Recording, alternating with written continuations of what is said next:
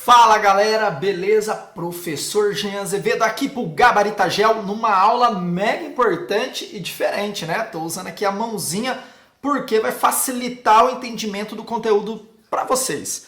Ó, o tema é Estados Unidos e indústria. Vou falar também da Europa e vou falar também do Japão. Vamos entender a espacialização das indústrias em seu território e suas principais características. É isso que o vestibular vai te cobrar, fica ligado. Então vamos lá. Ó, primeiro ponto que você tem que saber sobre os Estados Unidos. A organização das indústrias é igual lá na agricultura, é em belts. Se é em belts, é de acordo com as características do local. No caso, esse verde aqui é o Manufacturing Belt, os cinturões das indústrias, o cinturão da ferrugem. A indústria pesada estadunidense está instalada nessa região aqui, ó, dos Grandes Lagos, por conta de grandes jazidas de minério de ferro. No momento que eu pego esse minério de ferro, mando para uma siderúrgica que se está instalada aqui, eu transformo em aço. Aço é a liga para as indústrias tradicionais automobilísticas localizadas em Detroit. Detroit fica aqui pertinho. Então já sai o aço para as indústrias automobilísticas.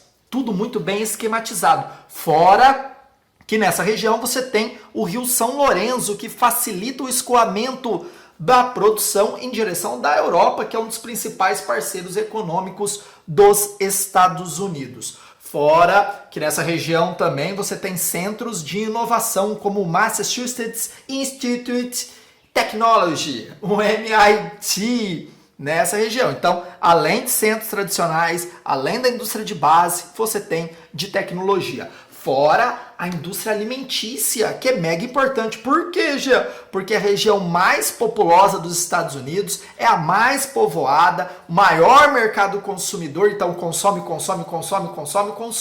Para pensar, nessa região aqui você tem a Boston Wash, que é a maior megalópole do mundo, Boston, Washington e Nova York. Já no sul, que antigamente era somente o algodão e o milho, agora nós temos tecnologia. Aqui no sul, cara, olha que interessante. As colônias de característica agrícola passaram a ser desenvolvedora de tecnologia. Já aqui no norte, já vem com uma herança muito antiga do uso de tecnologia, né? Na indústria começa a surgir aqui, então já está muito bem casadinho.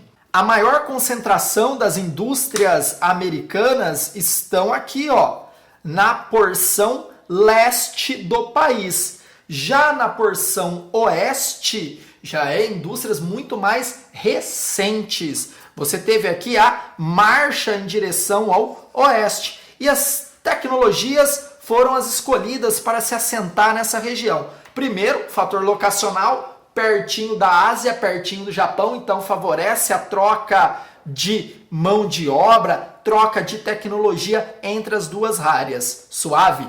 Por conta disso, e claro, também a abundância do silício, um minério muito utilizado em microeletrônica, você tem o aparecimento aí de tecnopolos, como o Vale do Silício, localizado em Palo Alto, próximo à Universidade de Stanford, que oferece pesquisa e mão de obra qualificada para o Vale do Silício. Aqui no Vale do Silício nós só temos a Google, nós temos o Facebook, tá? As grandes indústrias ligadas à internet se localizam aqui. Temos também a Montanha do Silício em Denver, tá? Também voltada à tecnologia de ponta. Fora isso, olha aqui a Campina do Silício, Houston chamando. Lembra dessa frase? Você tem aqui a NASA e a Praia do Silício voltada ao desenvolvimento de tecnologia voltada à área de saúde. Então nós não temos somente o Vale do Silício, olha que interessante. A montanha, a campina e a praia. Vai que aparece, ó, só você vai acertar. Cidade de Seattle, você tem aqui a produção de aviões, olha que interessante. A Boeing é instalada aqui. Suave? Fora que nessas regiões aqui, ó, de fronteira, é colocado em prática o NAFTA. Pensa, os Estados Unidos adoram o que do México? Mão de obra barata e mercado consumidor. Então as indústrias americanas se instalaram aqui na fronteira, presta atenção, essas indústrias têm um nome, se chamam maquiladoras. Escrevam aí, maquiladoras, indústrias estadunidenses instaladas em território mexicano, usufruindo de imposto baixo, usufruindo de mão de obra barata. Esses produtos, grande parte, vão para o México e a outra parte voltam para os Estados Unidos. Já na fronteira com o Canadá, aí é troca de tecnologia, troca de mão de obra especializada entre os dois países. Isso tudo está no NAFTA, suave, tranquilo, gabarita gel. Outro ponto importante, ó, vou fazer um risco aqui, o Sunbelt. Aqui você tem ela, a linha do Trópico de Câncer, que ilumina muito essa região, né? Aqui a temperatura é mais alta, por isso foi classificado como Sunbelt. Iluminou um novo caminho para os Estados Unidos. É o Sunbelt. Que nós temos polos tecnológicos. Belezinha? Suave na nave? Então, para encerrar, região de industrialização antiga, o Manufacturing Belt, região nordeste estadunidense, presença de minério de ferro, além de centros tradicionais, indústria automobilística, o carro-chefe aqui, cidade de Detroit, não pode esquecer. Marcha para o oeste, aqui é tecnologia, o Sunbelt é o melhor exemplo. Suave, pessoal, vamos continuar a aula agora, Europa. Então vamos lá, pessoal, primeiro ponto aqui, lembrando que a Europa, não pode esquecer, é o berço da industrialização, então foi aqui que nasce todo esse processo que vai se alastrar no mundo, sendo aí o principal motor da economia de vários países. Primeiro ponto, lembrando que a Inglaterra é esse berço da primeira revolução industrial, você já viu na aula anterior, fora que a França, a Alemanha, os Países Baixos também estão inseridos aí, mas num outro momento, que é a segunda revolução industrial, onde nós temos ainda uma dinamização maior dos meios de transporte e das fontes de energia. Isso favoreceu ainda mais a industrialização ser o carro-chefe do desenvolvimento da Europa. Suave na nave? Eu pontuei aqui as principais áreas de produção industrial. E você vai perceber o seguinte, se eu passar um risco aqui no meio, ó, a Europa Oriental e a Europa Ocidental, o que você tem? Uma distribuição, olha aqui, desigual das indústrias. O principal ponto industrial da Europa Oriental é aqui, ó, Cracóvia, na Polônia, resquício da indústria pesada soviética. Por quê? Porque na época da Guerra Fria, a Rússia, ela vinha e expropriava todos esses países, arrancava todas as riquezas e levava para a Rússia. E isso vai gerar total atraso dessa região, total enriquecimento dos russos e atraso dessa região. Você não teve um investimento no setor industrial desses países aqui. Isso vai reverberar até hoje. Faz um tempinho que já acabou toda essa dinâmica da Guerra Fria, da União das Repúblicas Socialistas Soviéticas, mas essa desigualdade está longe de diminuir. Só para você ver, ó, quando eu falo indústria automobilística, o que você vai lembrar? Volkswagen, Alemanha, BMW, Alemanha, Fiat, Itália, Lamborghini, Inglaterra, tá? Então, só falei algumas grandes marcas e você já vai lembrar de países da Europa Ocidental. Suave? Tranquilo? Outro ponto importante para você aí ficar ligadão é o setor voltado à produção de medicamentos. A indústria farmacêutica aqui na Alemanha é muito forte e tem uma relação próxima com o Brasil. Nós estamos falando aí da Bayer. Se é Bayer, é bom. A Bayer foi uma das empresas que contribuíram aí com o regime nazista, depois continuaram ganhando espaço no cenário mundial, vendendo agrotóxico e vendendo medicamentos. Lá na Segunda Guerra Mundial, eles vendiam para os nazistas gás para ser utilizado nos campos de concentração. Triste isso, né? Fora a indústria de ferramenta na Alemanha muito forte com a Bosch, fora a indústria automobilística. A Alemanha é o principal país quando eu falo de indústria na Europa. Depois nós temos a França, também Peugeot, Renault, Citroën, falei 3 marcas importantes aí automobilísticas. E nós temos essa cidade aqui que é mega importante, Grenoble, porque é um polo tecnológico. Mas claro, o destaque é aqui a região de Paris, que nós temos as indústrias automobilísticas.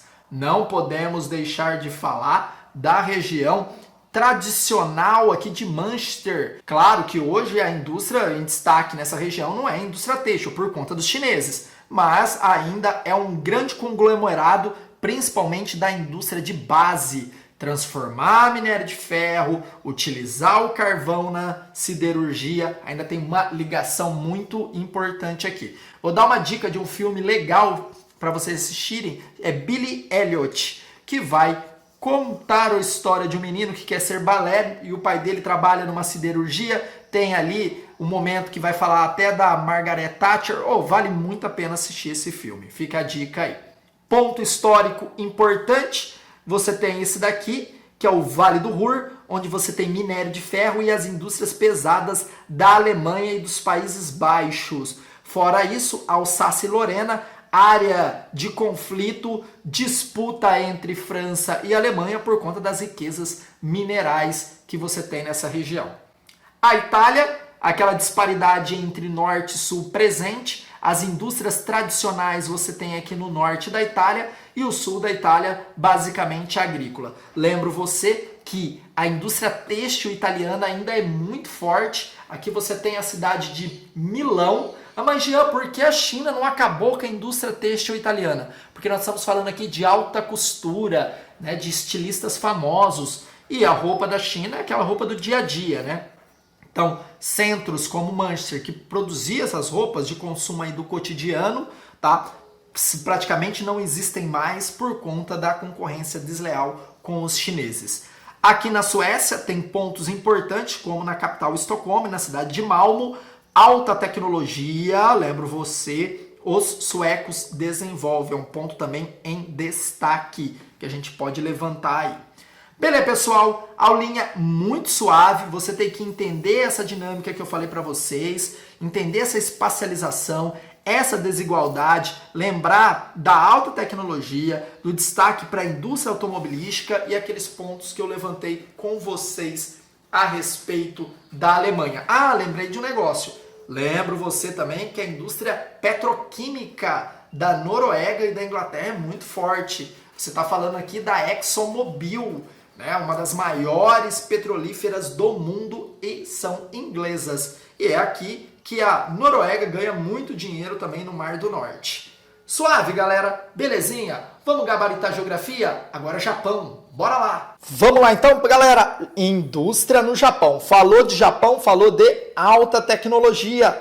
Falou de uma industrialização muito antiga, você sabia? Olha aqui, em 1868, o Japão passa por um processo de industrialização. Na era Meiji, você tem o surgimento das indústrias familiares, as Zaibatsus, Mitsubishi, Honda e Yamaha. Lembra do nome dessas três indústrias que se localizam também aqui no Brasil, para lembrar das indústrias familiares.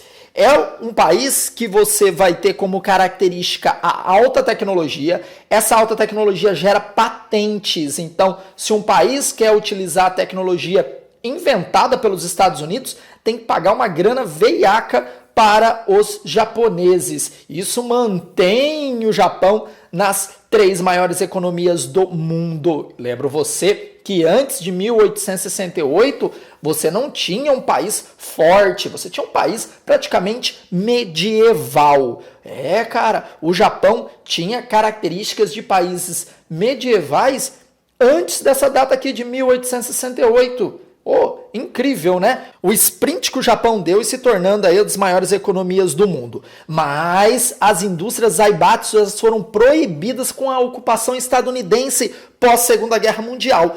E elas só vão ser reabertas com a recuperação econômica do Japão, pautada no investimento estadunidense através do Plano Marshall. Olha que interessante, os Estados Unidos deu dinheiro para os japoneses reconstruir depois das bombas nucleares. E aí o Japão investe em educação, investe em desenvolvimento de alta tecnologia.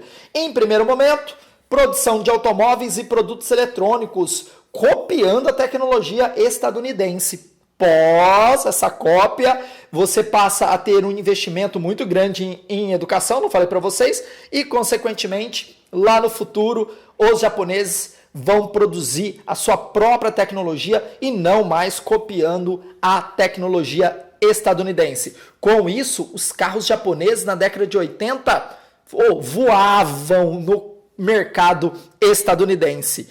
Lá, os carros japoneses eram muito mais bem vistos, consequentemente, entra em crise a indústria automobilística estadunidense por conta dessa concorrência.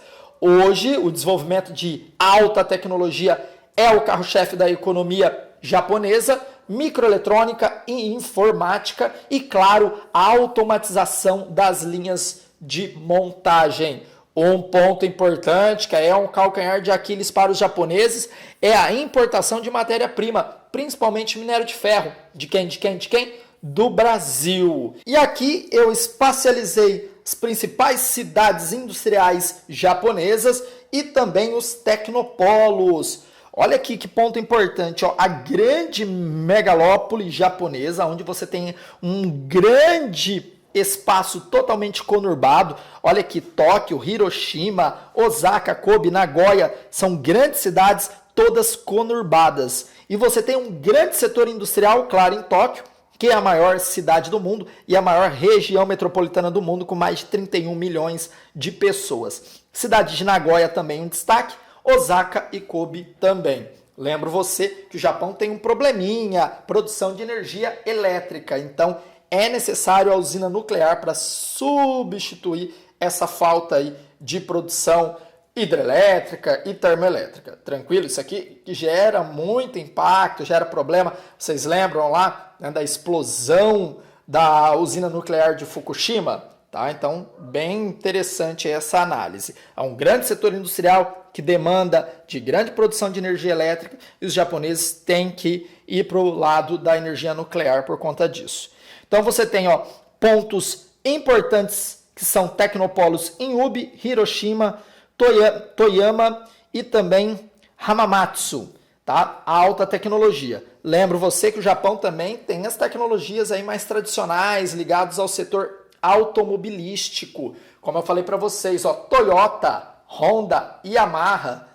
Você está falando aqui de dos melhores carros do mundo, que são os carros da Toyota, que também estão presentes no Brasil. Você tem a Nissan. Olha aí, né? Impressionante o boom que o setor industrial japonês deu em pouquíssimo tempo. O que é isso? É gestão, é disciplina, distribuir o dinheiro em setores estratégicos como educação para criar tecnologia. Para pensar, e o Brasil? O Brasil continua exportando minério de ferro e comprando automóvel do Japão. Outro ponto importante, só para não deixar passar em branco, grandes parte das indústrias estão na maior ilha japonesa, que é a ilha de Honshu. Suave, galera. Se cai isso, vai cair descrição, como eu falei para vocês. Tá? Então, indústria nos Estados Unidos, indústria na Europa, indústria no Japão, saber essas características, saber pontuar aquilo que eu falei, vai ser Gabarita Gel. Beleza, pessoal? Então, tamo junto, pra cima deles. Gabarita Gel.